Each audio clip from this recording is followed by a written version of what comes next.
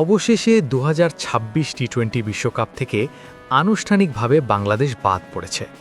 BCB নিরাপত্তার কারণ দেখিয়ে ভারতে দল পাঠাতে অস্বীকৃতি জানায় এবং ম্যাচগুলো শ্রীলঙ্কায় সরানোর দাবি তোলে। কিন্তু আইসিসি নিরাপত্তার কোনো হুমকি না পাওয়ায় এবং বিসিবি নিজেদের অবস্থানে অটল থাকায় আইসিসি বাংলাদেশকে বাদ দেওয়ার চূড়ান্ত সিদ্ধান্ত নেয়। বাংলাদেশের পরিবর্তে র্যাঙ্কিংয়ে এগিয়ে থাকার সুবাদে স্কটল্যান্ড বিশ্বকাপে খেলার সুযোগ পেয়েছে।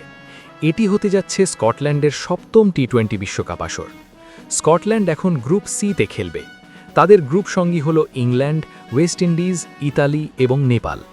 তাদের ম্যাচের সময়সূচি নিম্নরূপ: 7 ফেব্রুয়ারি বনাম West Indies, Eden gardens, Kolkata.